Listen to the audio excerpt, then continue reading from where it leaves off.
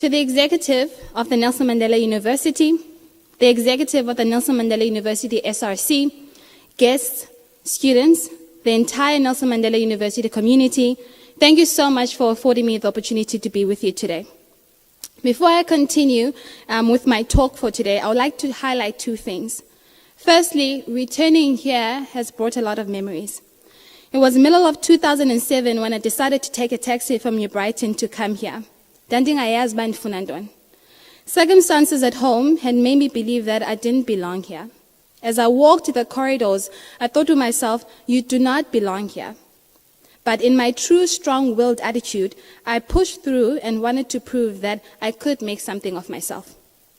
Many years later, 3 qualifications down, remembering that day, I don't regret making the decision to visit this institution. Secondly, let me take the opportunity to applaud the SRC team for organizing this event. During my time, I do not remember ever attending such an event. Maybe that's because I was never part of anything.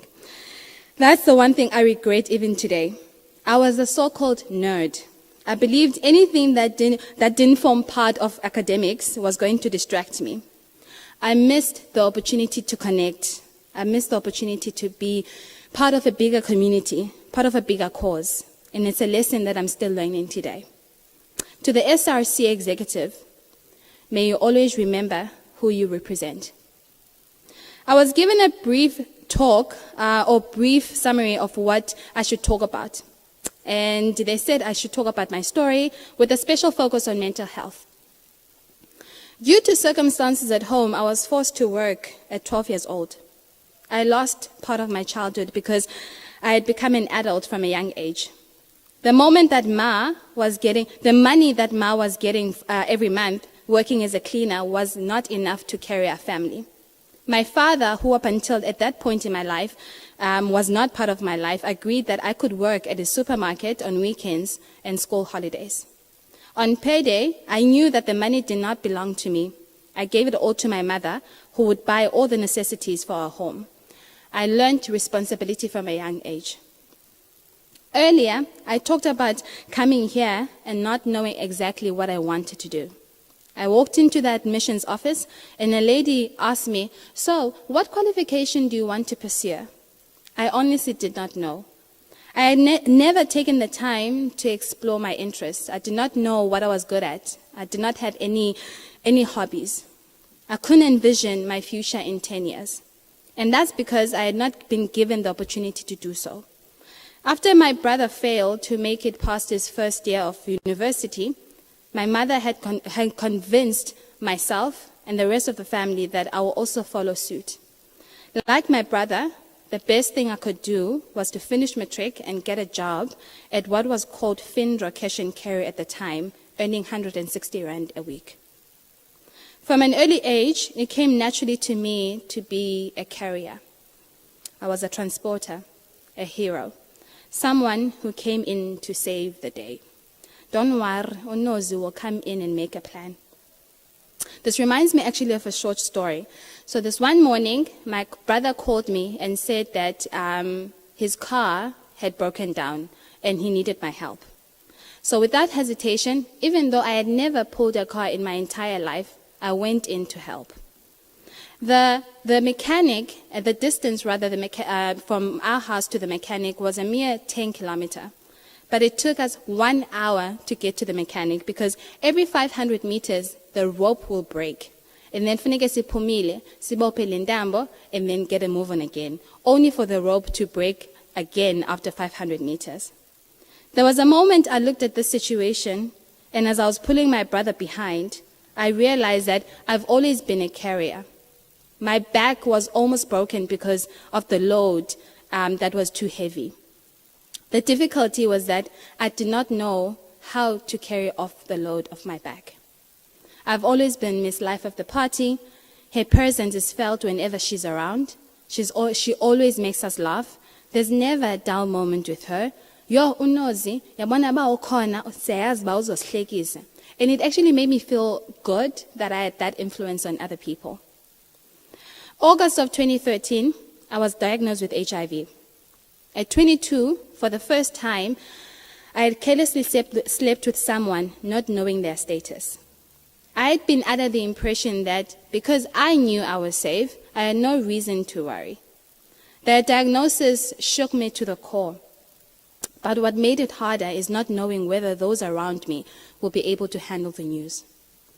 I remember the day of the diagnosis. For some odd reason, they had set up now this Wellness Day event at work, and they used one of the big boardrooms. And to divide it, they used cubicles. But then if you projected loud enough, you could literally hear the conversation of the other people on the other side. I remember the nurse bringing 2 HIV tests in front of me and saying that I was HIV positive. I had been so worried that someone may have heard her giving my results. I remember walking out of that boardroom, having pulled everything within me to walk out as the same person I walked in, if not more. I didn't have the time to break down. I didn't have the time to show any emotion. I hid my status from everyone for 6 years. I was still Miss Life of the party. My presence was still felt when I was around. I still made everyone laugh. There was no dull moment when I was around. That alone almost took me out completely. There were moments where I felt breathless, literally, only to wake up the following day, dig deep into that tank, and try again. No one noticed a thing. My mom did notice. My brother didn't notice. My friends, my colleagues. To them, I was still the same nosy.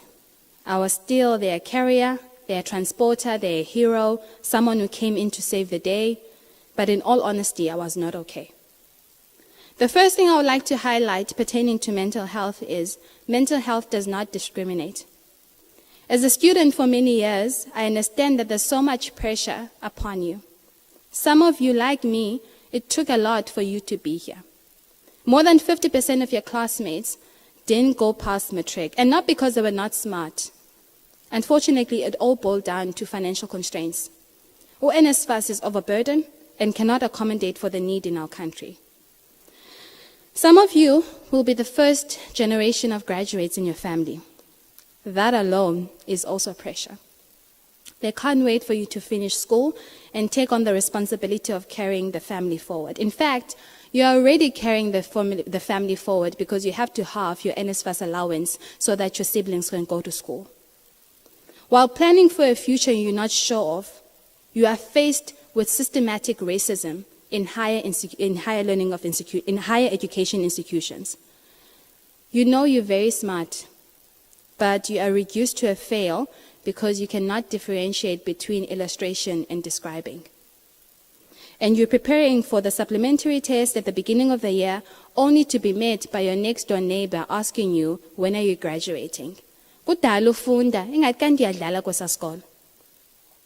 Most recently, the dire impact of COVID is undeniable. We're losing people who held us down. We're losing our parents. We're losing our strongholds. We don't have time to break down because the world around us has continued to survive without our loved ones. And so, we are forced to do so as well. Then, we have what we call the nice life problems. Jessica van der Kam, that's sitting next to you, was sent to the best schools. She didn't lack anything. She comes from a lineage of academics, doctors, engineers. Goodness gracious, she comes to school sometimes on a dad's Jeep. With all that access to money and resources, she's out here studying ERT, she's studying music because she wants to open a music studio. And you look at her and you're thinking to yourself, gosh, if I had that kind of money, what will I be doing? We don't expect the likes of Jessica to have any issues because she has what we desire for ourselves. That's not true. Mental health, like rain, does not choose the grass in which it falls. Our circumstances may differ from one person to the next, but where we cross is a point where we feel inadequate, where we feel out of control and emotionally exhausted. Yesterday, I was on the SRC page as soon as they posted that I was coming to join this event. I saw a comment from a gentleman, not sure whether, they should come to the event because all the ladies were excited because they wanted to come to the event after they saw I was going to attend. I saw one saying, "Nathi siyafuneka bra. You know kaloku sina singobhuti, into zamalady ezi." Mental health does not discriminate.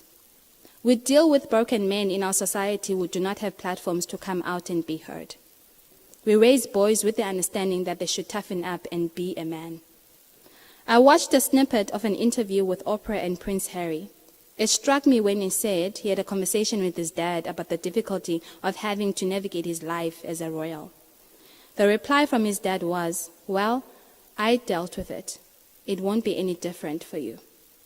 So what I'm trying to say, in our attempt to shed more light about mental issues, may our interventions be representative, not only for one racial group, gender, sexual orientation, or belief, but for all. Vulnerability is strength. I've come to understand that it's not emotional pain that almost killed me, but it was running away from it that almost destroyed me.